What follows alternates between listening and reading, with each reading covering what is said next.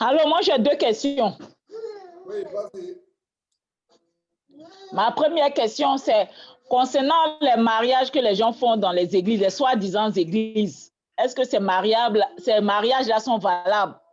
Mais est-ce que aussi dans la Bible aussi, l'Éternel nous dit de célébrer les mariages religieux? Comment ça se fait? Et puis ma deuxième question, c'est concernant les liens familiaux, les liens de fétiche, les liens de maraboutage, les liens de la sorcellerie. Comment on fait pour s'en délivrer? Parce que souvent, toi, tu as pratiqué. Bon, je prends un exemple, moi, mon exemple comme ça, j'ai pratiqué ça parce que mes parents étaient animistes, ils adoraient l'eau. Donc, quand j'étais toute petite, on m'emmenait à adorer les eaux, pratiquer ça.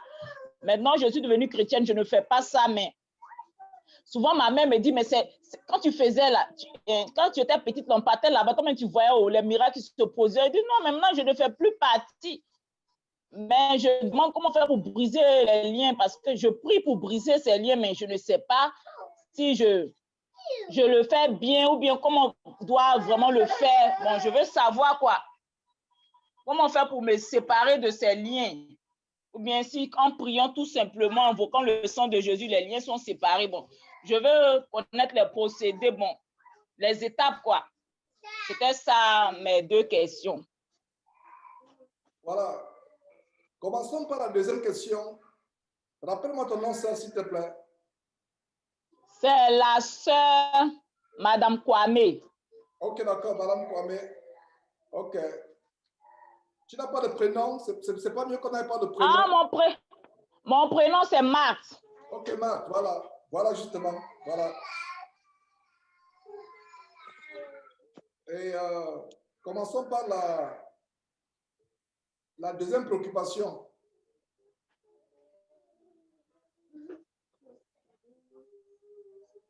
La deuxième question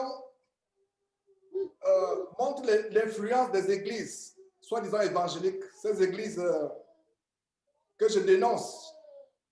Donc, la deuxième question montre cette forte influence de ces églises où on met l'accent sur le combat spirituel, où ils font ce qu'on appelle des séances où on dit cure d'âme. Toutes ces pratiques, nous allons briser les liens générationnels. Nous devons suivre la parole de Dieu, bien-aimés frères et sœurs, et rien que la parole de Dieu. Nous ne bâtissons pas sur un autre fondement. Nous suivons ce que le Seigneur Jésus a fait. Nous suivons ce que les apôtres et les prophètes, les évangélistes, ceux qui ont servi au premier siècle ont fait. La Bible dit celui qui est en Christ est une nouvelle créature. Et ces séances où on dit on va briser les liens, ça c'est des formes de maraboutage dans les églises. Parce que quelqu'un qui est en Jésus-Christ, qui s'est converti, qui s'est repenti de sa vie passée, qui est passé par la repentance et qui vit une vie où il porte des fruits de la repentance, où il s'est repenti, la Bible dit qu'il est une nouvelle créature. Les choses anciennes sont passées, voici toutes choses sont devenues nouvelles. Parce que un chrétien qui est converti, qui est passé par la repentance, qui vit une nouvelle vie en Jésus-Christ, n'a pas à couper les liens générationnels, de briser les malédictions. C'est les termes qu'ils utilisent. La question, Marthe, montre vraiment l'influence que nous tous avons eue. Nous tous ici, presque nous tous, moi y compris, nous venons de ce background, là où il y a des pratiques étranges, là où il y a des prières étranges.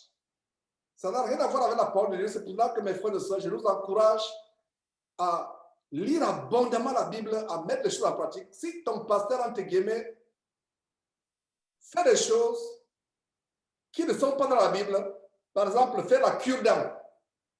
On amène une liste, je ne sais pas, Marthe, si tu sais de quoi je parle. On amène une liste, tu écris tout ce que tu apprends de problème. Il y a un questionnaire de délivrance. Il y a un questionnaire. Dans le corps de Christ, il n'y a pas de spiritistes ou les exorcistes ou les psychologues. Il y a les cures d'âme. Et si c'est aussi aux États-Unis, il y a des gens qui signent, on te fait signer un papier tel que exemption of liability. C'est un document légal où on dit, si tu te brises le pied ou le cou, ou la main donne la délivrance, ou tu meurs, signe que tu ne vas pas nous poursuivre. Exactement comme comme les psychologues ou les gens qui vont faire chiropracteur. Je ne sais pas comment dire chiropracteur en français. Et exactement. Donc, la Bible dit que celui qui est en Christ est une nouvelle créature. Les choses anciennes sont passées. Il y a un verset que j'aimerais vous lire dans Galates chapitre 3 par rapport aux malédictions. Ma sœur Marthe, voilà un verset que tu dois retenir. Et tous les frères et sœurs doivent retenir ce verset, Galates chapitre 3. L'histoire de briser les malédictions, l'influence des fétiches, l'influence de ceci, l'influence de cela. Dans Galates chapitre 3, au verset 13, Galates chapitre 3, verset 13,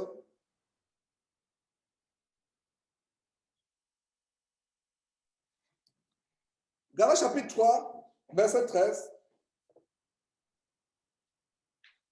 que dit le verset? Notez ce verset, mes frères et sœurs. Ce verset résume ta question. Christ nous a fait quoi? Nous a racheté de la malédiction de la loi, étant devenu malédiction pour nous. Donc, ma soeur, mon frère, si tu penses qu'il y a une malédiction dans ta vie, il y a des gens qui disent que je n'arrive pas à me marier, rien ne décolle dans ma vie, je n'arrive pas à garder un travail, je n'arrive pas à faire les gens qui viennent à Christ pour soigner leur vie. Et ces pasteurs voleurs vampires, comme celui que j'ai dénoncé hier, qui vient avec les cornes en plein culte au Togo, ils font de vous la proie par le maraboutage. Je vois ceci dans ta vie. Tes parents t'ont attaché. Je vois cela, je vois un oncle qui est en train de perturber tes études aux États-Unis. C'est pour cela que tu n'arrives pas à finir un programme. Dès que tu commences, tu tombes malade. Je vois ceci, je vois cela. Ils ne voient pas les péchés dans ta vie. Ils ne voient que le tonton au village, le grand-père qui a fait ceci, cela. Quel que soit ce qu'on appelle, nous tous, je peux vous montrer, mes frères, si on était dans une salle, je vous montrerai les scarifications. Je ne sais pas s'il y a un Africain qui a grandi en Afrique, qui n'a pas les scarifications, que les parents n'ont pas amené, ou les grands-parents n'ont pas amené chez leur petit cher. J'en ai les scarifications. Peut-être que vous en avez aussi.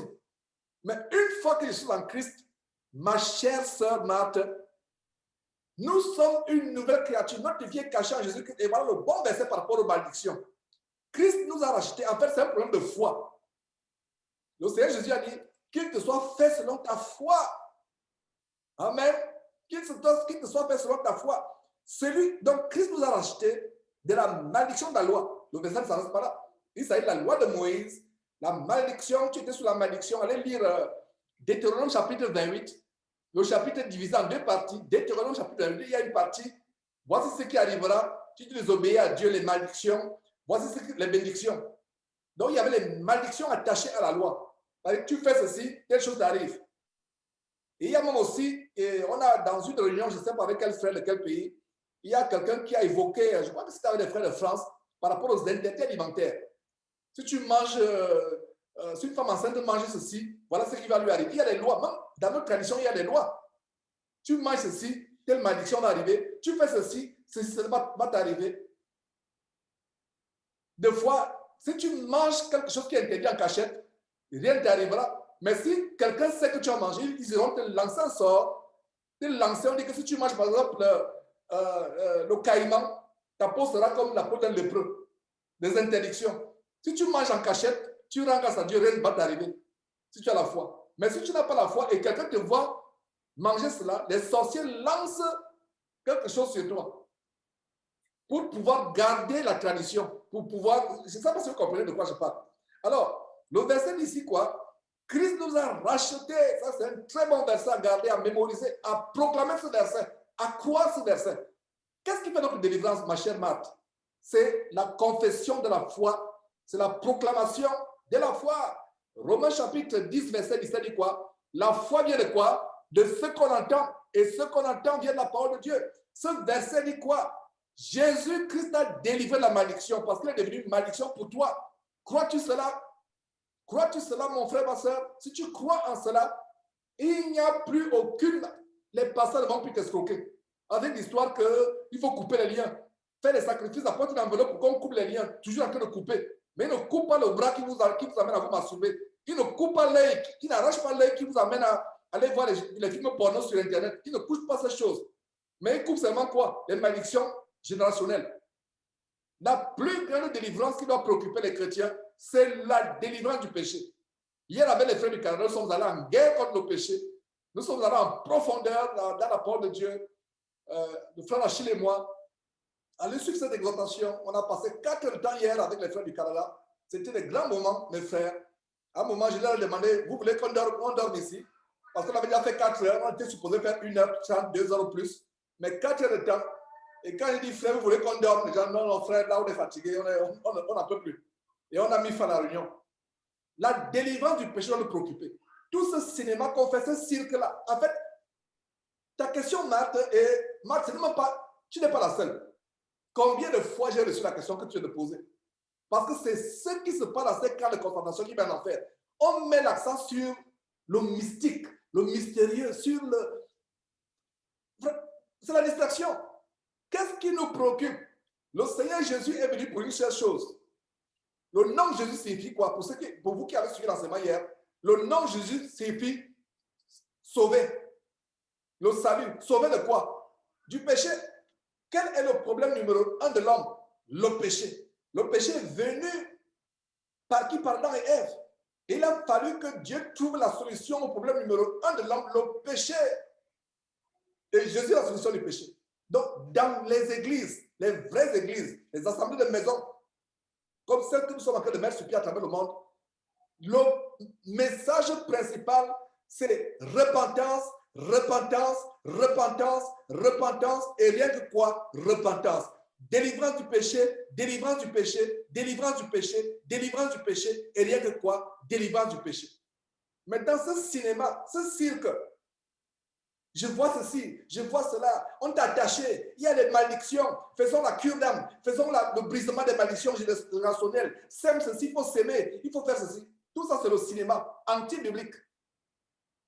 Quand l'apôtre Paul allait de ville en ville, de village en village, de bourgade en bourgade, l'apôtre Paul rappelait la repentance, la repentance, la délivrance du péché. Alors, je reviens sur ta question, Marc, ce n'est pas ta question à toi, c'est tout le monde presque dans cette dénomination. Vous voyez, c'est une nuit où on met l'accent sur le combat spirituel. Il y a même une église que j'ai exposée en Afrique de l'Ouest où ils viennent avec des pierres. Ils cognent avec des pierres, ils viennent avec des pierres, ils sont en train de cogner de manière imaginaire les démons. Donc, ils font le karaté.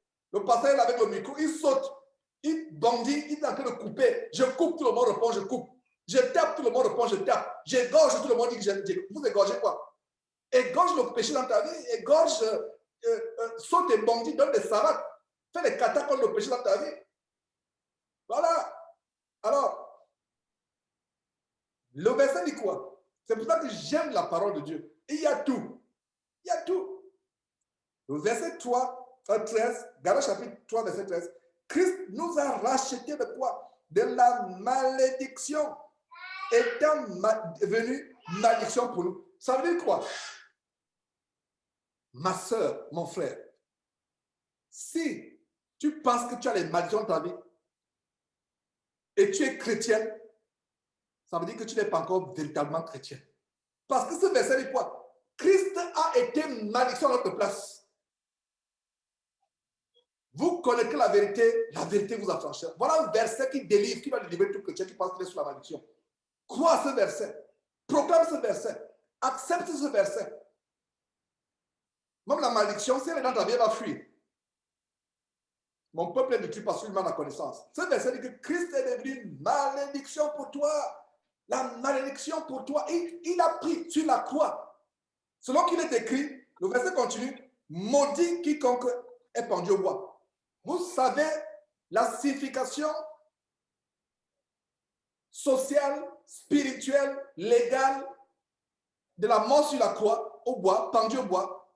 Il y a une des raisons ici que ce verset donne. Maudit, le fait de Jésus qui accroche la voie, toute personne au temps de Jésus, que ce soit lui, que ce soit ces criminels avec qui il a été crucifié, toute personne qui vous voyait pendu au bois savait que vous étiez un objet de malédiction. Le Fils de Dieu non seulement a pris nos péchés, beaucoup de chrétiens savent que Jésus a pris nos péchés sur la croix. Mais combien de chrétiens savent que Jésus a pris notre malédiction sur la croix? Il s'est substitué. Voilà un verset qui nous rappelle que Jésus non seulement a pris nos péchés sur la croix, mais il a aussi pris la malédiction. Ma sœur Marthe, mes frères et sœurs qui écoutaient cette exhortation, quand tu es lancé une maladie au village, quand tu es lancé une malédiction, quand tu es maudit, et la Bible dit d'ailleurs qu'une malédiction sans cause n'a d'effet. Maintenant, si tu as désobéi à tes parents et qui t'ont maudit, parce qu'il y a des enfants qui soit frappent leurs parents, soit volent leurs parents, et le parent, dans sa colère, maudit l'enfant, sort une parole. Et en passant, nous parents, nous devons faire attention, surtout nous parents chrétiens, nous devons faire attention aux paroles que nous sortons vis-à-vis de nos enfants. Même si on est fâché, comment, faisons attention. L'oiseau, il est invisible, peut amener cette parole, elle est matérialisée. Je fais rapidement la parenthèse. J'espère que vous m'avez compris. Parents, surtout nous parents chrétiens, faisons attention à ce que nous sortons. Parce que la Bible dit, le pouvoir est au bout de ta langue. Le pouvoir, ta langue là, il y a le pouvoir dans ta langue. Matthieu chapitre 18, verset 18 dit, tout ce que vous lierez sur terre sera lié au ciel. Tout ce que vous délierez sur terre. Donc quand tu proclames à partir d'aujourd'hui, si un chrétien, une chrétienne m'écoute, qui pense qu'il y a la malédiction dans sa vie, commence à proclamer ce verset à haute voix dans ta vie, que mon Seigneur Jésus est devenu une malédiction pour moi. Donc, toi, malédiction dans ma vie, tu n'as pas de place. Et si tu crois en cela, parce que la Bible dit que la foi vient de ce qu'on entend, et ce qu'on entend vient de la parole de Dieu, comme ce verset qui dit que tu crois à ce verset, tu as la délivrance. Donc, voilà un peu près ce qui se passe, cette histoire de les liens spirituels. Ça, c'est... Quelle Bible ces gens lisent? Et quand je pense que moi votre frère Georges, j'étais en plein dans cette doctrine. Martin, ce n'est pas seulement toi. J'étais en plein. Les cures d'âme. Moi, j'allais même sur Internet pour chercher les fichiers de cure d'âme. Comment faire la cure d'âme à quelqu'un? C'est quel évangile? Nous délaissons la parole de Dieu pour courir vers les mystères. Nous, les hommes, on aime le spectaculaire. On n'aime pas la simplicité. C'est verset simple. Hein? Galates chapitre 3, verset 13 est simple, mais il est puissant. J'ai expérimenté la puissance de ce verset. Ma prière, c'est que vous expérimentez aussi ce verset. Quelqu'un te maudit, dit Georges, je te maudis. Tu dis à la personne, soit dans ta prière, soit en face que non, ta malédiction, si je t'ai fait du mal, pardonne-moi. Je m'excuse si je t'ai fait du mal. Et si quelqu'un parmi vous, même étant devenu chrétien, a offensé les parents, c'est normal. Moi, il m'est arrivé d'appeler mon père, je dis, oh, vraiment, je te demande pardon pour tout le mal que je t'ai fait. Il me dit, mais Georges, j'ai oublié. Je ne me rappelle même pas. Il dit, non, papa, moi, toi, tu as oublié. Mais moi, je ne peux pas oublier. Ça m'a fait tellement mal, surtout que je suis devenu chrétien. Voilà comment aussi, c'est un moyen pour toi de prêcher, d'évangéliser, de prêcher Christ à tes parents. Dis que moi, vraiment, je suis devenu chrétien. Je t'ai fait du mal, papa. Maman, je t'ai fait du mal. Donc, devenu chrétien, si ton père t'a maudit, ta mère t'a maudit, toi, sœur, ou t'a maudit, toi, frère. Étant en Christ, première chose, tu t'es repenti parce que tu es en Christ. Deuxième chose, va vers les parents. Prosterne-toi devant les parents. Agenouille-toi devant les parents. Dis, papa, vraiment, je t'ai fait du mal. Pardonne-moi. Je suis devenu chrétien. Je suis devenu chrétienne. Oh, grand-père, pardonne-moi. Grand frère, voilà ce que j'ai fait. Vous avez vu, allez lire l'histoire de comment Jacob est allé au devant. Isaac est allé au devant de son frère. Voilà. Allez lire cette histoire. Et vous allez au devant de votre frère que vous avez offensé. Vous allez au devant de votre parent que vous avez offensé. Vous vous mettez à genoux. Et quand vous avez demandé pardon, que la personne accepte votre pardon ou pas, vous avez demandé pardon devant Dieu. Et ce verset s'accomplit. Quelles que soient les malédictions ancestrales. Parce que le verset que ces faux pasteur vampireux utilise, c'est Exode chapitre 20, verset 4. C'est-à-dire qu'il punit, il y a des malédictions qui vont de génération en génération, de descendance après descendance. Mais nous, chrétiens, ce verset nous dit que Christ nous a délivrés de la malédiction, étant devenu malédiction. Donc, il y a eu un échange sur la croix. Il y a eu une substitution. Imaginez-vous un condamné à mort. Il est sur le point d'être condamné dans une prison, ici aux États-Unis. Le système carcéral le plus difficile, c'est au Texas, où Simon et moi nous sommes. Le Texas ne badine pas. Tu peux prendre 20 ans de prison pour avoir volé une sardine à Walmart. On s'amuse plutôt avec le volant, on s'amuse avec le volant au Texas. Alors, imagine qu'il y a un condamné à mort à la prison de Huntsville, une des prisons les plus célèbres aux États-Unis, ce n'est pas loin de nous ici. Et le gars est condamné à mort. Il attend son exécution dans 30 jours. Après, il y a quelqu'un qui arrive avec les juges. On ouvre la cellule. On dit, cher monsieur, vous voyez the warden of the prison. Il est là, il vient, cher monsieur, votre condamnation a été prévue dans 30 jours. Voilà ce monsieur qui ne se soucie plus de sa vie et qui vient mourir à votre place. Et les autorités de Huntsville ont accepté qu'il meure à votre place. Est-ce que vous réalisez ce qui s'est passé sur la croix avec Jésus-Christ? Parce que si nous, chrétiens, nous réalisons, c'est pour ça que le message de la croix a été prêché. Mon frère, ma soeur, si tu réalises ce que Jésus a fait pour toi sur la croix, si tu es malade maintenant, tu guéris sur le champ. Rien qu'en réalisant ce que Jésus, il est devenu une malédiction pour nous. Allez lire Ésaïe chapitre 53. Ce n'est pas ce meurtrissure que nous sommes guéris. Quand tu crois en ces choses, la maladie part. La maladie part. Beaucoup de chrétiens vivent dans le doute du pardon. Est-ce que Dieu m'a réellement pardonné? Douter que Dieu t'a pardonné, tu insultes le sang de Jésus sans t'en rendre compte. Penser qu'il y a encore des malédictions dans ta vie, c'est insulter ce que Jésus-Christ a fait. Jésus-Christ a fait sur la base de ce verset. Douter, nous ne devons pas avoir de doute. Ma prière, mes frères et sœurs, comme il disait hier, bien des fois, tu comprends ces mystères, mais tu as du mal à transmettre. Mais je pense que ce soir, c'est assez simple que Dieu nous donne de comprendre ce qui s'est passé sur la croix. Ce qui s'est passé sur la croix, c'est tellement grand. C'est tellement grand. Un homme saint, fils de Dieu, descendu du ciel, meurt à ma place, moi, Georges, pour mes péchés. Il dit, Georges, tout ce que tu as fait depuis ton enfance, les crimes que tu as commis, à partir d'aujourd'hui, c'est moi, je prends ça sur moi, sur ma croix. Toi, Georges, tes ennemis t'ont maudit. Tu ne seras rien. Peut-être même tes ancêtres ont été maudits et tu as aussi tes malédictions. C'est possible, c'est vrai, c'est biblique. Mais une fois que tu es en Jésus-Christ, il y a un échange sur la croix. Il y a une substitution. Comme cet homme qui va à une prison, qui dit, je vais te condamner à la place du condamné à mort. On va le pendre. Et le condamné à mort va libre.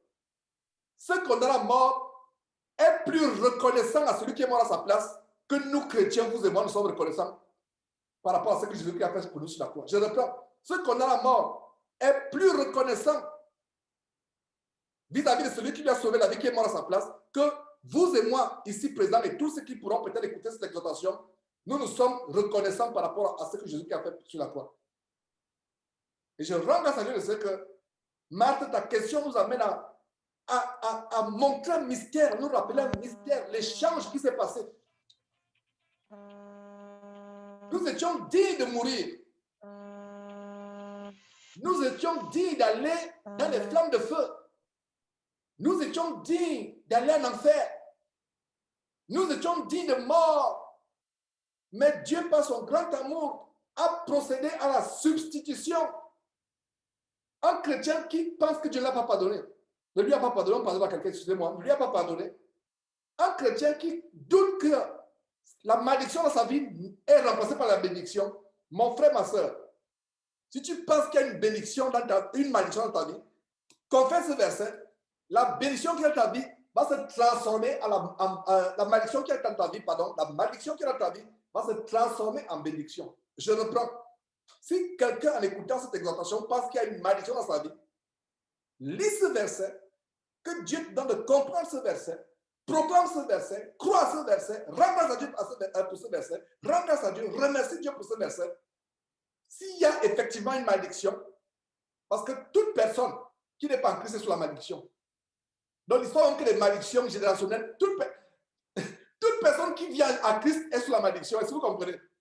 Dans l'histoire que certains ont des malédictions que les parents ont lancées, les malédictions des ancêtres, etc. Ça, c'est la farce. C'est les cirques des faux pasteurs. Je reprends. Tout homme qui vient à Christ vient étant sous la malédiction. Depuis Adam et Ève, qui n'ont pas besoin que les...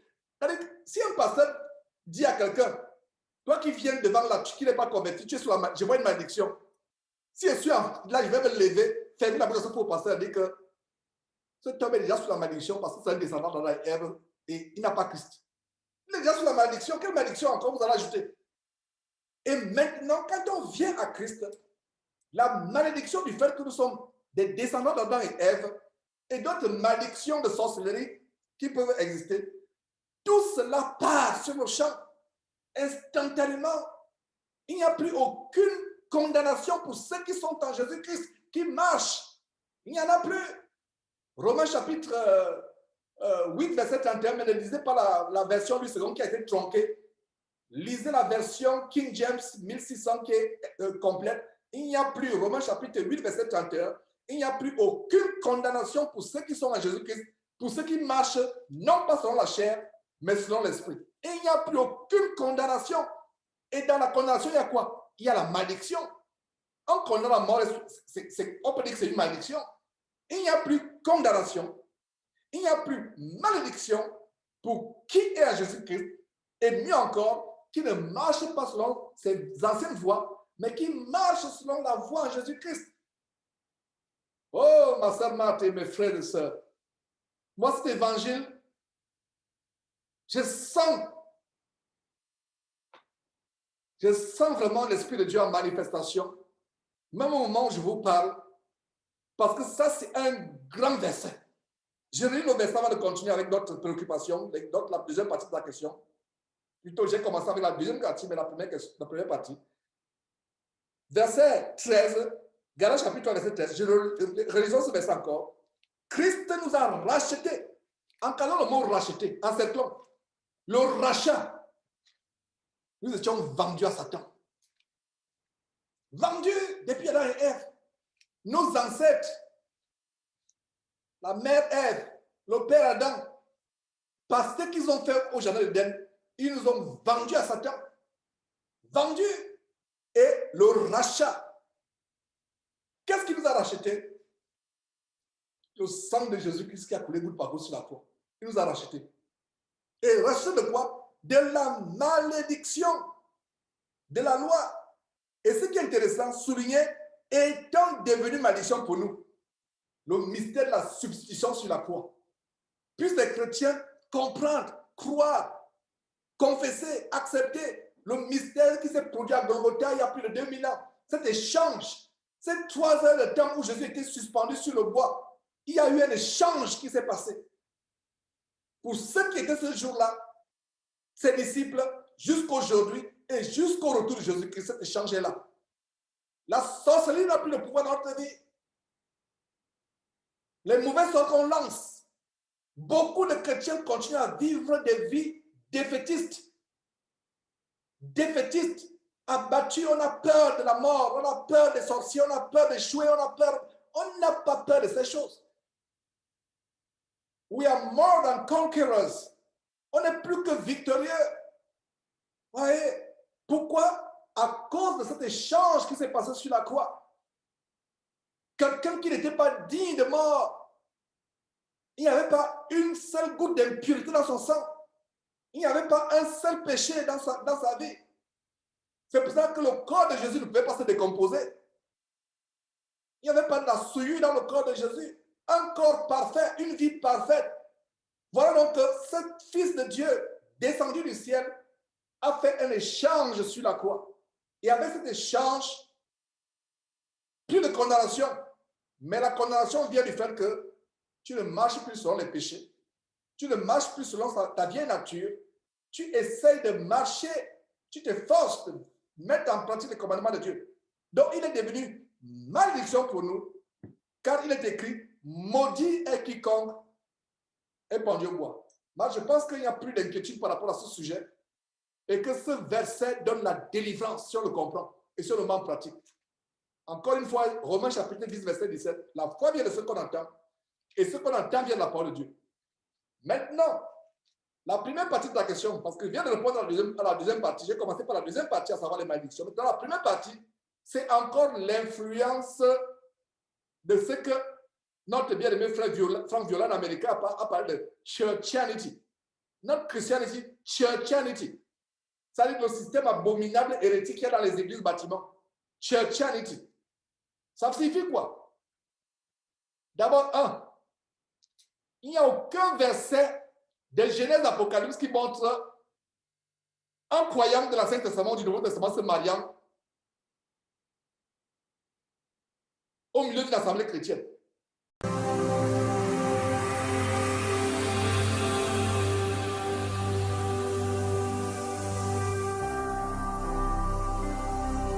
Jésus-Christ TV,